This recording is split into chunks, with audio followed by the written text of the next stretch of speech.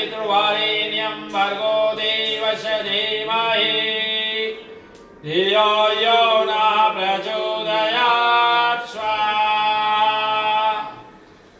ॐ यदच कर्मणो अत्यरीरितं यद्वान्यो मेहाकरान् अग्निस्वस्तिकृते विद्यात् सर्वं स्वस्तिं सुहूतं करोतु मे अग्नये स्वस्तिकृते सुहूते हूते सर्वप्रयाश्रिता भूतानां कामानां समर्धयित्रीनि सर्वाण्ये कामान्तै समर्धये स्वाहा।